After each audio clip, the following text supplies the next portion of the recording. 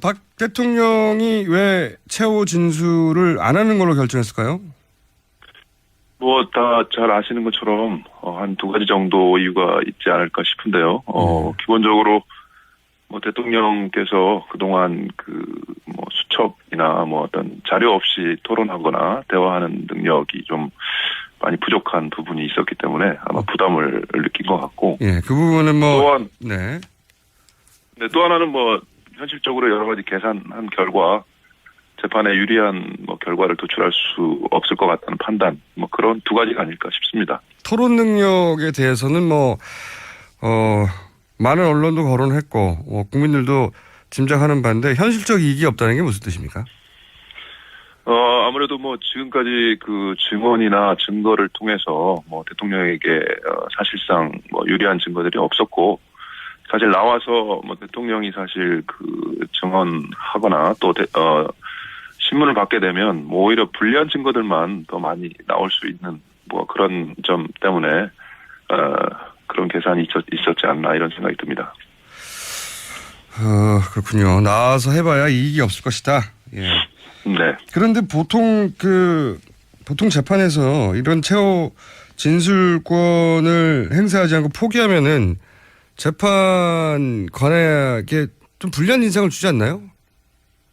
뭐 그런 건 아니겠지만은 뭐 어쨌든 적극적으로 자기를 방어할 수 있는 기회를 스스로 포기한 것이기 때문에 예. 뭐 그 자체는 뭐 저희가 바깥에서 생각해 볼 때는 뭐 실제로 나가서 어떤 이야기를 해도 본인에게 유리한 점이 없기 때문에 방어권을 포기한 것이 아닌가 이렇게 판단이 듭니다. 알겠습니다. 총평부터 한번 해보죠. 지금까지 오늘 이제 최종 변론 기일이기 때문에 이때까지 16번 있었나요? 변론이 쭉 네. 있었는데 일단 전문가로서 총평 먼저 좀 해주십시오.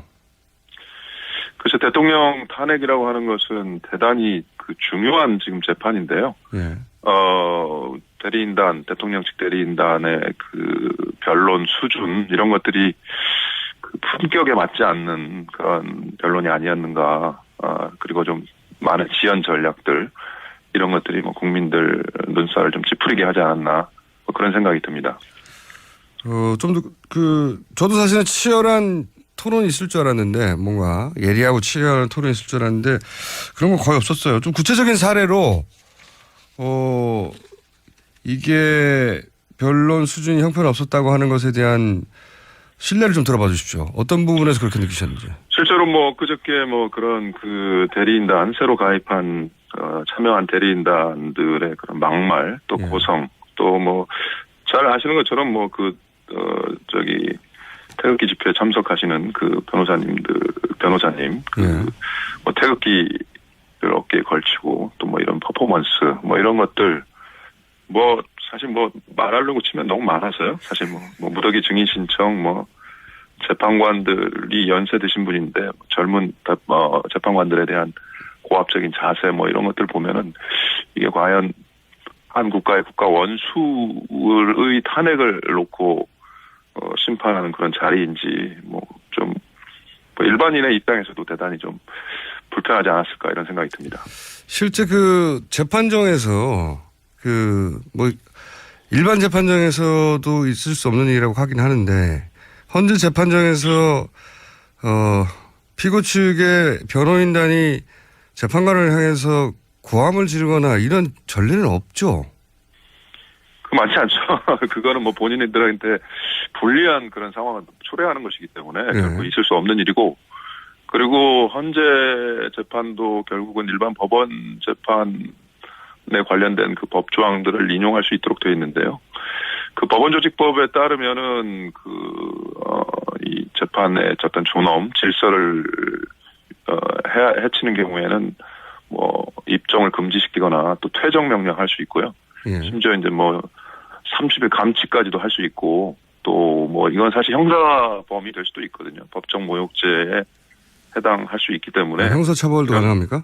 네, 이런 법원의 이런 재판을 방해하거나 위협을 주는 행동은 뭐 특히 모욕, 소동을 벌이는 이런 행동들은 형사처벌 가능하고, 지난번에 이 통진당 사건 때도 아마 그 대리인단 쪽에서 조금 그런 언행을 예. 하다가 아마 보수단체의 고발로 수사가 좀 진행이 됐던 그런 전례도 있습니다. 그렇다는 얘기는 만약에 지금 박근혜 대통령 변호인단이 재판부를 향해서 뭐 폭언을 하거나 고함을 지르거나 했던 행위들에 대해서 고발을 하면 처벌을 받을 수도 있다는 얘기네요.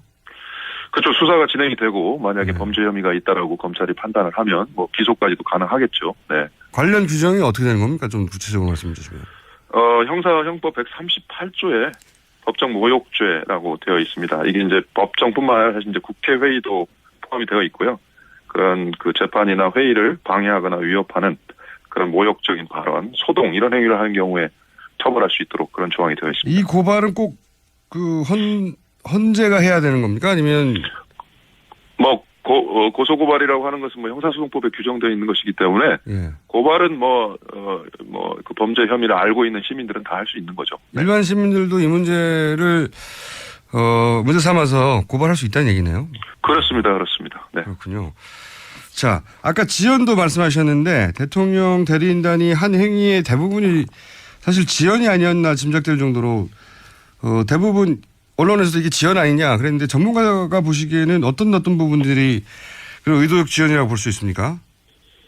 네, 뭐 일단 뭐 초반부터 증인 채택을 무리하게 요구했고 그 증인들 가운데 보면은 뭐 중복된 그런 증인들 또 불필요한 증인들 뭐 심지어는 본인들한테 불리한 증인들까지 이렇게 무리하게 채택을 요구를 했고 그다음 후반부에 와서는 계속 그 재판부의 중립성 문제, 공정성 문제를 또 제기하면서 심지어 뭐 강일원 주심 재판관에 대한 기피 신청까지 하는 것, 뭐 재판부 스스로 그게 결국은 재판 지연 전략이라고 또 판단을 내렸기 때문에 그런 부분들 지금 뭐 마지막에 와서는 계속 재판을 이렇게 빨리 결정하면은 우리 나중에 불복하겠다라고 하는 거 계속 그게 그런 위협적인 발언들도 사실 지연 전략인 것 같고 또 지금 재판관 숫자를 빨리 9명으로 채워서 재판하라 뭐 이런 것들 그리고 최근에는 뭐 나중에 재심 청구하겠다 뭐 이런 것들 다 결국은 심판을 지연하려는 전략들로 이렇게 이해가 될 수 있을 것 같습니다. 헌재 이 지금 대통령 탄핵 결정은 재심이 없지 않습니까?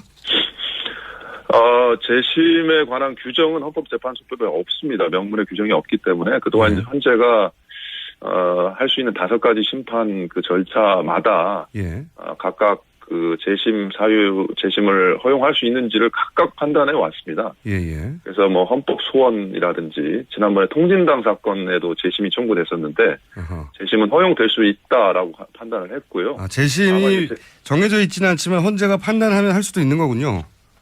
네, 재심을 허용할 수는 있는데 다만 이제 그러나 재심에 필요한 그 요건, 다른 법에 뭐 민사소송법이나 형사소송법에 재심이 있으니까 거기에 이제 해당하는지를 판단해서 적법 여부를 가르는데요. 지난번 통진당 사건 재심 같은 경우에도 결국 이제 뭐 각하가 됐습니다. 그리고 지금 뭐 이 대통령 대리인단 쪽에서 주장하는 이 재심 요건을 보면은 그 민사소송법을 인용해서 아마 이 재심이 가능하다라고 보지만 이거는 사실 뭐 헌재 재판이라고 하는 것은 기본적으로 7명이 되면 심리가 가능하기 때문에 그런 요건에 해당하지 않아서 뭐 재심을 한다고 하더라도 뭐 사실상 뭐 각하되지 않을까 그렇게 예상이 됩니다. 그러니까 지금 박근혜 대통령 측에서는 원래 9인이어야 하는데 8인 체제이기 때문에 이것은 위헌이고 재심이다 이렇게 주장하는데 그것은 근거가 없다는 말씀이신 거죠? 그렇습니다. 심리는 뭐 7명이면 충분하고요. 그동안 이 지연 전략으로서 이분들이 사용했던 것도 사실은 7명 될 때까지 기다렸던 건데 이제 와서 자신의 주장들을 뭐 번복하고 오히려 그것을 반대로 또 주장하기 때문에 이게 앞뒤가 좀 안 맞는 주장이죠, 사실. 알겠습니다. 그리고 최근에 이제 갑자기 논란이 되고 있는 게 뭐냐면 대법원에서 이정미 재판관 후임은 대법원 몫인데 대법원에서 최종 변론 이후에 후임을 지명하겠다 해서 논란이 되고 있습니다. 이게 우선은 왜 논란이 되고 있는지를 설명해 주시고요. 그리고 어떻게 하는 것이 바람직한 방향인지도 설명해 주십시오. 뭐 잘 아시는 것처럼 현재 재판관 9명인데요. 그 중에 이제 3명을 대법원장이 지명하도록 되어 있고, 네. 지금 이정미 그 소장 권한대행이 아마 이제 대법원장 지명 케이스이기 때문에 이정미 재판관 후임은 이제 대법원장이 지명하도록 되어 있죠. 그래서 네네. 뭐 원래 절차대로 한다면 뭐 퇴임 한 달 전부터 절차를 개시해서 또 국회 인사청문회 이런 거 받아야 되니까 원래대로라면 맞는 절차인데 네. 지금 이제 미묘한 시기이고 또 대리인단 쪽에서 뭐 8인 체제, 7인 체제 이런 그 위헌 논란을 제기하면서 심판에 영향을 미치려고 하는 이런 과정이기 때문에 대법원장이 지금 만약 그 재판관 후임자를 지명하게 된다라고 한다면 사실상 뭐 대리인단 쪽에서는 그 임명 절차를 완료하고 재판을 진행하라고 하는 것이기 때문에 심판에 영향을 끼칠 수 있으니까 대법원장으로서는 좀 신중하게 최종 변론이 아니라 사실은 최종 선고 이후에 후임자를 지명하는 것이 저는 바람직하다라고 생각이 듭니다. 그러니까요. 지금 사실은 대통령 측 변호인단에서는 9인이 아니라 8인이 문제라고 하는 것도 이거하고 연결된 것 같은데, 그러니까 9인이 될 맞습니다. 때까지, 이정미 재판관 후임이 결정될 때까지 판결하면 안 된다는 주장을 하는 거지 않습니까? 맞습니다. 예. 근데 이제 보통 9인이 만약에 후임이 지명이 되면 실제 후임이 결정될 때까지는 인사청문회 비롯해서 한 달을 걸리잖아요. 그렇습니다. 예. 그러니까 만약에 이 주장을 대통령 측의 주장을 받아들이면 한 달 이후나 연기된다는 얘기고, 그죠? 한 달 되고요. 사실 그 이정미 재판관 채워져도 사실 8명이고요. 예. 지난번에 퇴임한 소장 케이스까지 하게 되면 사실은 이제 그래야 9명이 되는 거니까. 예. 그리고 소장은 또 국회 동의가 필요한 거라서 사실 더 길 수 있거든요. 그러면 사실 한 달이 아니라 2달, 3달 뭐 엄청 길어질 수 있어서 이건 뭐 지연 전략이 하나가 아닌가 이런 의심을 받기 때문에 대법원장으로서도 좀 이런 그 현실적인 측면을 고려해서 최종 선고가 난 이후에 지명하는 것이 현명하고 신중한 판단이 아닌가 저는 그렇게 생각하고 있습니다. 대법원장이 그래봐야 결국 2주 후인데요. 지금 대략 2주 후에는 맞습니다. 네, 판결이 날 것 같은데. 근데 이제 지금 아주 미묘한 시점에 그 가운데 할 수도 있다는 거지 않습니까? 최종 변론 이후라고 하면 최종 변론이 오늘이니까 오늘부터 앞으로 2주 안에 할 수도 사이에. 있다. 예. 맞습니다. 이제 뭐 하는 거는 뭐 대법원장의 권한이기 때문에 저희가 뭐라고 할 수는 없겠지만 그러나 뭐 법원에 계신 분들이 다 신중하고 특히 대법원장까지 하시는 분들은 뭐 여러 가지 것들을 다 고려하실 수 있는 분이기 때문에 이런 사정들을 다 고려해서 뭐 현명하게 그렇게 결정하리라고 저는 생각하고 있습니다. 그런 바람이긴 한데 하필 이 시점에 맞습니다. 예, 탄핵 심판 이유가 아니라 최후 변론 이유라고 대단히 미묘한 발표를 해서 이 부분에 대해서 만약에 일주일이나 2주일 이내에 그러니까 탄핵 최종 심판 결론이 나기 이전에 만약에 지명이 되면 그것도 큰 논란이 한번 일어나겠군요. 지명이 돼도 뭐 그 또 절차라는 게 있기 때문에 아직 확정되었다라고 볼 수 없고요. 또 그렇기 때문에 그 헌재 최종 선고에는 뭐 크게 영향을 주지 않을 것 같고 헌재 스스로도 영향받지 않을 거라고 그렇게 이야기를 해오고 있기 때문에 뭐 후임자 지명과는 상관이 없겠지만 그럼에도 불구하고 오해를 받을 수 있는 그런 결정은 대법원장이 하지 않는 것이 바람직하다 그게 제 생각입니다. 알겠습니다. 또 한 가지 이제 이거 굉장히 전문적인 내용인데 박근혜 대통령 측에서는 이제 모든 거를 다 문제 삼고 있는데 그 중에서 아예 국회 의결 과정도 위헌이라고 주장하고 있어요. 이게 왜 이런 말이 나온 건지 모르겠는데 국회에서 의결했던 것도 위헌이다. 이 주장은 왜 나온 겁니까? 두 가지 점이 아마 지적이 되는 것 같은데요. 하나는 지금 그 탄핵소추 절차에서 반드시 이제 법제사법위원회의 그 조사를 받았어야 하는 거 아니냐라고 하는 건데 이건 법상 뭐 반드시 받아야 되는 절차가 아니고 받을 수 있는 임의적 절차이기 때문에 일단 절차 위반이라고 하는 주장이 좀 의미가 없는 것 같고 두 번째는 탄핵 사유를 최초에 13가지로 아마 제시를 했는데 그 탄핵 사유마다 의결이 필요했다라고 이렇게 아마 주장을 하는 것 같은데 이 부분도 지금 국회법상 탄핵소추 의결은 뭐 그렇게 사유별로 뭐 해야 된다라고 하는 그런 강제 규정이 없고 그저 그냥 성명과 지위 탄핵소추 사유를 들어서 의결하면 된다라고 되어 있기 때문에 뭐 현행법상으로는 문제가 없는 것으로 이렇게 보입니다. 알겠습니다. 그러니까 이게 평상시라면 문제 삼지 않을 것도 이제 작은 꼬투리라도 있으면 잡아서 문제를 삼고 있는 중인 거군요. 말하자면. 네. 그렇죠. 저 지난번 노무현 대통령 탄핵 사건에서도 이게 절차 문제가 제기가 되었는데 사실상 헌재가 이 문제를 잘 정리했고 사실 이 사건에서도 이미 뭐 다 정리가 된 사안이라서 다시 이런 절차 문제를 제기한다라고 하는 것은 아까 말씀드렸던 그런 지연 전략 중에 하나로 저희가 판단을 해야 되지 않을까 이런 생각이 듭니다. 알겠습니다. 워낙 많은 사안들을 문제 삼고 있어가지고 근데 최근에 이 문제 한번 여쭤볼게요. 최근에 갑자기 등장한 이 설인데 탄핵 선고 전 하야설이 있습니다. 네. 대통령이 만약에 탄핵이 선고되기 전에 저는 개인적으로 하야하지 않을 거라고 생각하지만 혹시라도 하야된다면 하야하면 법적으로는 어떻게 되는 겁니까? 하야하면. 그래서 이 탄핵소추 관련해서는 이제 다 국회법에 지금 규정이 되어 있는데요. 아까 말씀드렸던 그런 관련된 조항에서 이 탄핵소추 의결이 된 후에 즉 탄핵 심판이 진행 중에는 이 사직서를 제출할 수 없도록 되어 있는 그런 조항이 있는데요.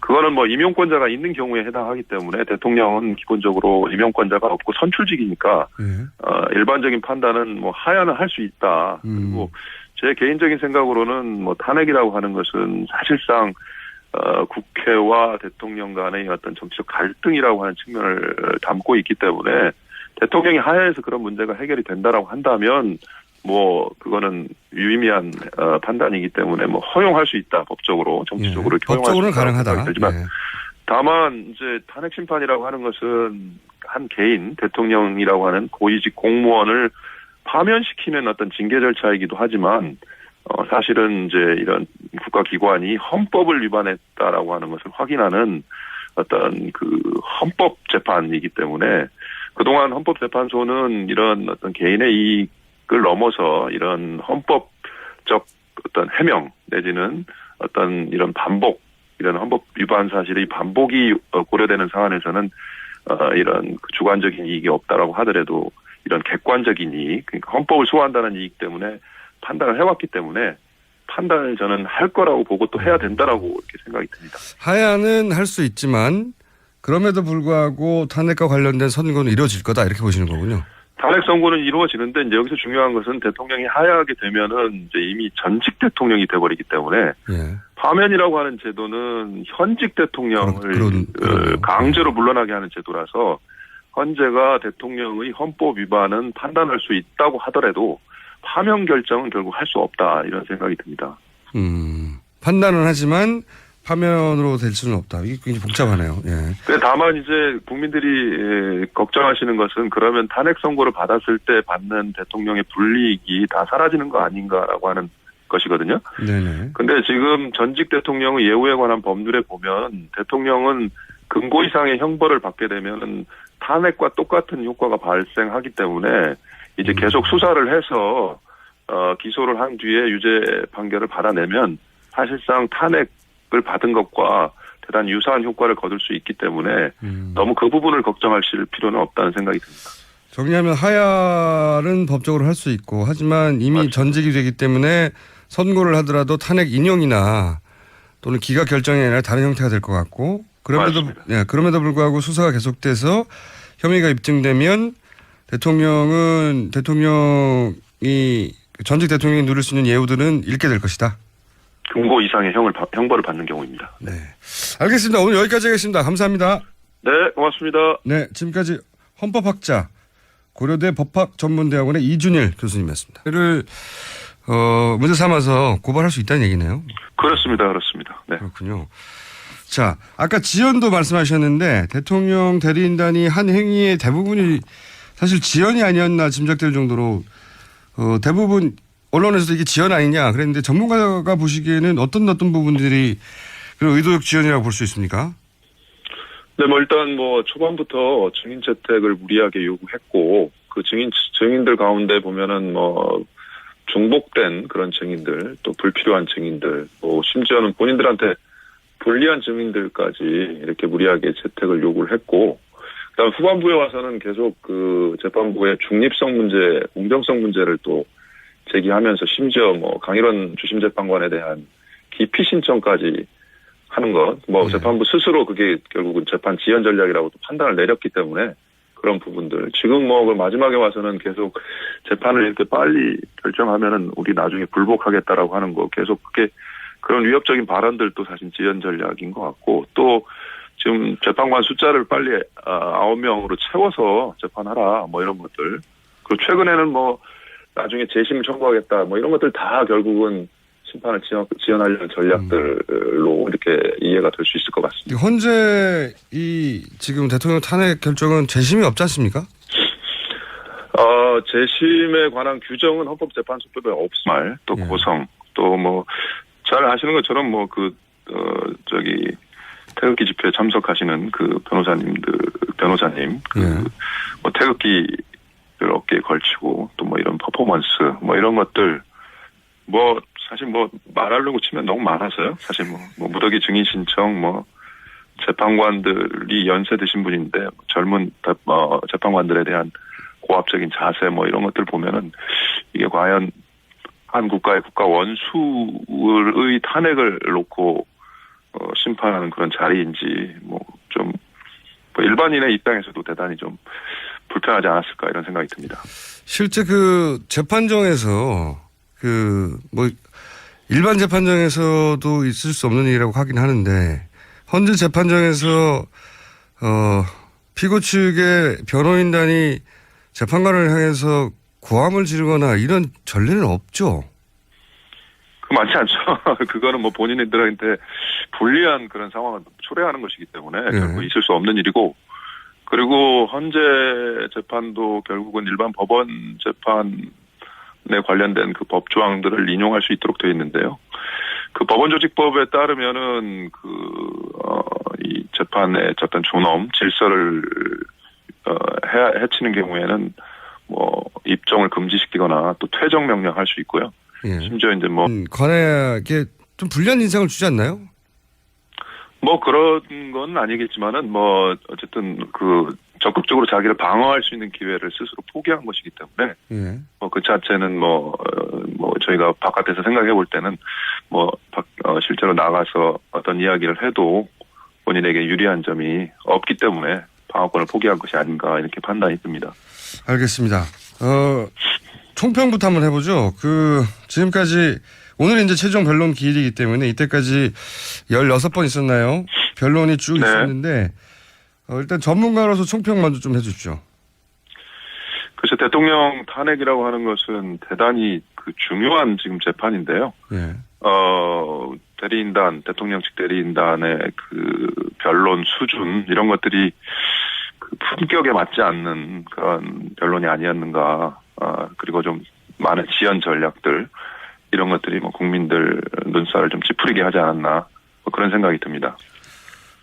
좀 더 저도 사실은 치열한 토론이 있을 줄 알았는데 뭔가 예리하고 치열한 토론이 있을 줄 알았는데 그런 건 거의 없었어요. 좀 구체적인 사례로 이게 변론 수준이 형편없었다고 하는 것에 대한 신뢰를 좀 들어봐 주십시오. 어떤 부분에서 그렇게 느끼셨는지. 실제로 그저께 그런 대리인단 새로 가입한 참여한 대리인단들의 그런 30일 감치까지도 할 수 있고 또 이건 사실 형사범이 될 수도 있거든요. 법정 모욕죄에 해당할 수 있기 때문에 형사처벌도 가능합니까? 네, 이런 법원의 이런 재판을 방해하거나 위협을 주는 행동은 특히 모욕, 소동을 벌이는 이런 행동들은 형사처벌 가능하고 지난번에 이 통진당 사건 때도 아마 대리인단 쪽에서 조금 그런 언행을 하다가 아마 보수단체의 고발로 수사가 좀 진행이 됐던 그런 전례도 있습니다. 그렇다는 얘기는 만약에 지금 박근혜 대통령 변호인단이 재판부를 향해서 폭언을 하거나 고함을 지르거나 했던 행위들에 대해서 고발을 하면 처벌을 받을 수도 있다는 얘기네요. 그렇죠. 수사가 진행이 되고 만약에 범죄 혐의가 있다라고 검찰이 판단을 하면 기소까지도 가능하겠죠. 네. 관련 규정이 어떻게 되는 겁니까? 좀 구체적으로 말씀해 주시면. 형사형법 138조에 법정 모욕죄라고 되어 있습니다. 이게 이제 법정뿐만 아니라 사실 이제 국회회의도 포함이 되어 있고요. 그런 재판이나 회의를 방해하거나 위협하는 그런 모욕적인 발언, 소동 이런 행위를 하는 경우에 처벌할 수 있도록 그런 조항이 되어 있습니다. 이 고발은 꼭 헌재가 해야 되는 겁니까? 아니면 뭐 고소고발이라고 하는 것은 뭐 형사소송법에 규정되어 있는 것이기 때문에 예. 고발은 그 범죄 혐의를 알고 있는 시민들은 다 할 수 있는 거죠. 네. 일반 시민들도 이 문제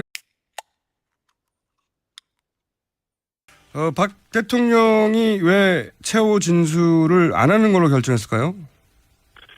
뭐 다 잘 아시는 것처럼 한 두 가지 정도 이유가 있지 않을까 싶은데요. 기본적으로 뭐 대통령께서 그동안 뭐 수첩이나 뭐 어떤 자료 없이 토론하거나 대화하는 능력이 좀 많이 부족한 부분이 있었기 때문에 아마 부담을 느낀 것 같고. 예, 그 부분은 뭐 또한 네. 네, 또 하나는 뭐 현실적으로 여러 가지 계산한 결과 재판에 유리한 뭐 결과를 도출할 수 없을 것 같다는 판단, 뭐 그런 두 가지가 아닐까 싶습니다. 토론 능력에 대해서는 많은 언론도 거론했고 국민들도 짐작하는 바인데 현실적 이익이 없다는 게 무슨 뜻입니까? 아무래도 뭐 지금까지 그 증언이나 증거를 통해서 뭐 대통령에게 사실상 뭐 유리한 증거들이 없었고 사실 나와서 뭐 대통령이 사실 그 증언하거나 또 신문을 받게 되면 뭐 오히려 불리한 증거들만 더 많이 나올 수 있는 뭐 그런 점 때문에 그런 계산이 있었지 않나 이런 생각이 듭니다. 그렇군요. 나와서 해봐야 이익이 없을 것이다. 예. 네. 그런데 보통 재판에서 이런 최후 진술권을 행사하지 않고 포기하면은 재판